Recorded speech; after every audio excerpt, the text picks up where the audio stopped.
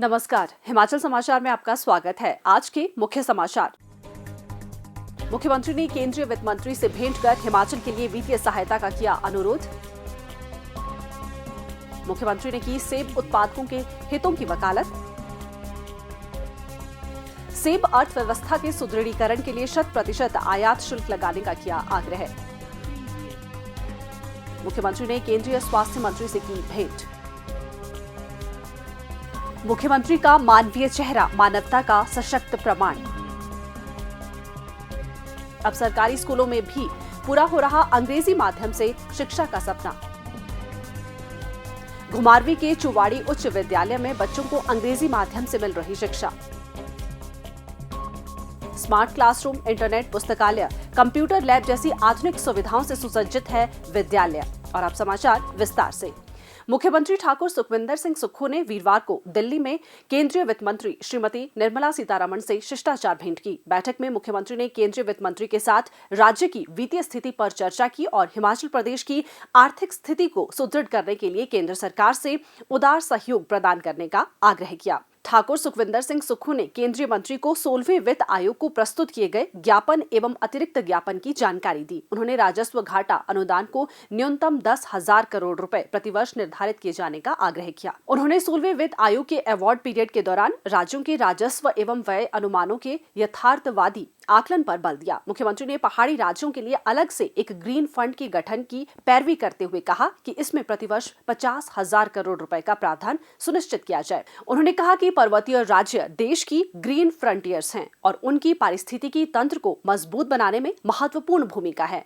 उन्होंने horizontal devaluation के लिए राज्य द्वारा प्रस्तावित संशोधित फॉर्मूले की जानकारी भी दी। इसमें वन एवं वनों पर आधारित पारिस्थितिकी के मानदंड का विशेष ध्यान रखने की मांग की गई है। उन्होंने आग्रह किया कि हिमाच्छादित एवं शीत मरुस्थलीय क्षेत्रों को भी अधिक सघन एवं मध्यम सघन वनों के साथ शामिल किया जाए। मुख्यमंत्री ने 15वें वित्त आयोग द्वारा विकसित आपदा जोखिम सूचकांक को पुनः परिभाषित करने की आवश्यकता पर बल देते हुए कहा कि हिमालयी क्षेत्रों की तुलना देश के अन्य क्षेत्रों से नहीं की जा सकती। उन्होंने कहा कि प्राकृतिक आपदाओं का सामना करने के बावजूद राज्य को आपदा राहत के लिए पर्याप्त संसाधन नहीं मिल पाए हैं। उन्होंने विशिष्ट संकेतकों को ध्यान में रखते हुए पहाड़ी राज्यों के लिए अलग डीआरआई तथा पृथक आवंटन की मांग की। ठाकुर सुखविंदर सिंह सुक्खू ने केंद्रीय वित्त मंत्री से राज्य को अतिरिक्त सहयोग देने का अनुरोध किया और राजस्व घाटा अनुदान में पिछले कुछ वर्षों में आई भारी कमी के कारण राज्य की वित्तीय क्षमता पर पड़े प्रतिकूल प्रभाव का उल्लेख करते हुए जीएसडीपी का अतिरिक्त 2% उधार लेने की अनुमति देने की मांग की।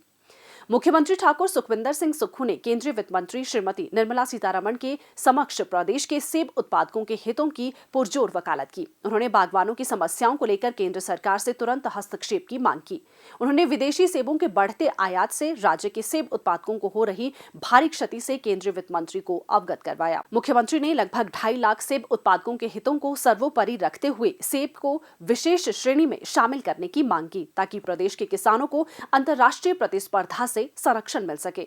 उन्होंने हिमाचल में सेब उत्पादन के जुलाई से नवंबर तक की अवधि के दौरान सेब आयात पर पूर्ण प्रतिबंध लगाने का आग्रह किया। इसके अतिरिक्त ऑफ सीजन में विदेशी सेबों की डंपिंग को रोकने के लिए आयात शुल्क को बढ़ाकर 100% करने तथा सेब आयात पर मात्रात्मक प्रतिबंध लगाने का भी आग्रह किया। मुख्यमंत्री ने केंद्रीय मंत्री को बताया कि प्रदेश के बागवानों का एक प्रतिनिधिमंडल गत मंगलवार को उनसे मिला तथा न्यूजीलैंड के सेब पर आयात शुल्क को घटाने से प्रदेश के सेब उत्पादकों को हो रहे नुकसान के संबंध में चिंता व्यक्त की। मुख्यमंत्री ने कहा कि सेब राज्य के रूप में प्रसिद्ध हिमाचल प्रदेश में सेब उत्पादन से हर वर्ष लगभग 4500 करोड़ रुपए की आय होती है, जो राज्य के कुल फल उत्पादन का करीब 80% है। उन्होंने कहा कि सेब उत्पादन से 2.5 लाख परिवारों की आजीविका जुड़ी हुई है और इससे लगभग 10 लाख मानव दिवस सृजित होते हैं। उन्होंने कहा कि ऐसी व्यापार नीतियों से छोटे और सीमांत किसान संकट में हैं और इससे देश के किसानों के बजाय विदेशी कंपनियों को लाभ पहुंच रहा है।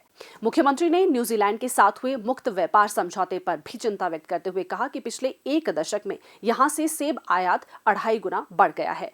उन्होंने कहा कि अप्रैल से अगस्त के दौरान न्यूजीलैंड के सेब पर 25% शुल्क छूट के कारण कोल्ड स्टोरेज में रखे गए हिमाचल के सेब के दाम गिर रहे हैं, जिससे ऑफ सीजन व्यापार पूरी तरह से प्रभावित हो रहा है। मुख्यमंत्री ने कहा कि राज्य सरकार छोटे किसानों एवं बागवानों की आजीविका के स्रोत को सुरक्षित रखने के लिए प्रभावी कदम उठा रही है। इसके पश्चात पत्रकारों से बातचीत करते हुए मुख्यमंत्री ने हिमाचल प्रदेश के भाजपा नेतृत्व की चुप्पी पर भी सवाल उठाए तथा उनसे आग्रह किया कि प्रदेश हित तथा सेब उत्पादकों के मुद्दों को केंद्रीय नेतृत्व के समक्ष उठाएं। मुख्यमंत्री ठाकुर सुखविंदर सिंह सुक्खू ने वीरवार को नई दिल्ली में केंद्रीय स्वास्थ्य एवं परिवार कल्याण मंत्री श्री जगत प्रकाश नड्डा से भेंट की। मुख्यमंत्री ने केंद्रीय मंत्री से हिमाचल प्रदेश से जुड़ी परियोजनाओं से संबंधित मुद्दों को केंद्र सरकार के समक्ष रखने तथा प्रदेश के विकास में सहयोग का आग्रह किया। मुख्यमंत्री ने स्वास्थ्य क्षेत्र को सुदृढ़ करने के दृष्टिगत केंद्रीय मंत्री से विस्तृत चर्चा की। उन्होंने स्वास्थ्य अधोसंरचना के विकास से जुड़ी परियोजनाओं सहित आयुष्मान भारत योजना में केंद्रीय सहयोग का आग्रह किया। श्री जगत प्रकाश नड्डा ने हिमाचल को हर संभव सहायता का आश्वासन दिया। कुछ घटनाएं और लोग हमारे जीवन में अमिट छाप छोड़ जाते हैं और ये घटनाएं हमारे जीवन में निर्णायक साबित होती हैं। भावुकता और कृतज्ञ भाव से भरी हुई श्रीमती अर्चना को आज भी वो मंजर याद है जब वर्ष 2006 के दौरान शोघी के समीप भीषण दुर्घटना के बाद वे कोमा में चली गई थी। उस समय ठाकुर सुखविंदर सिंह सुक्खू ने मानवीय संवेदनाओं को ध्यान में रखते हुए उन्हें सबसे पहले सहायता उपलब्ध करवाई। वो आज भी मुख्यमंत्री द्वारा प्रदान की गई सहायता के लिए उनका आभार व्यक्त करती हैं। Good evening, Mr. Sukhvinder Singh Thakur. I am Archana, and we are sitting with Vikal Vanshu at the moment. I've just come to know that he is in your staff, and through him, I'd like to communicate this to you that if you take back your memory to the year 2007, when I had met with an accident near Tara Devi. I was in coma. That moment only I had undergone coma, and you are the one who came to my rescue. Had it not been for your help, I would not have been alive today. You didn't only take care of my, you didn't only ensure that I lived, you also ensured that my jewelry, our car was in police custody so that my precious stuff could be taken care of. I really feel like shedding my tears at the moment because this was, somebody very human who could have come to my rescue at that moment. And my daughter was just about a year old. And today I brought her up. She's 21 years old, and all thanks to you.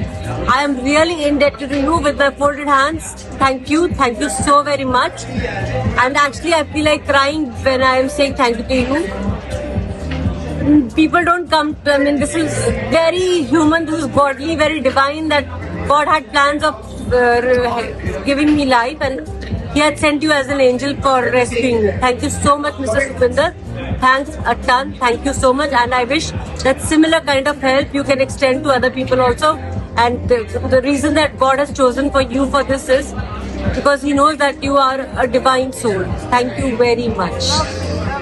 Himachal Pradesh सरकार द्वारा शिक्षा क्षेत्र में निरंतर किए जा रहे अभिनव प्रयासों का परिणाम है कि प्रदेश स्कूली शिक्षा के क्षेत्र में गुणवत्ता की दृष्टि से देश के अग्रणी राज्यों की श्रेणी में शामिल हो चुका है। मुख्यमंत्री ठाकुर सुखविंदर सिंह सुक्खू के मार्गदर्शन में प्रदेश के स्कूली शिक्षा ढांचे में किए जा रहे नवीन प्रयासों के फलस्वरूप आज ग्रामीण एवं दूरदराज क्षेत्रों में न केवल बेहतर शिक्षा की लौ जगी है, बल्कि अब गरीब बच्चों का अंग्रेजी माध्यम से शिक्षा प्राप्त करने का सपना भी साकार हो रहा है। जिला बिलासपुर के घुमारवीं उपमंडल की ग्राम पंचायत दकड़ी स्थित राजकीय उच्च विद्यालय चुवाड़ी में ग्रामीण बच्चों को अंग्रेजी माध्यम से शिक्षा उपलब्ध करवाई जा रही है।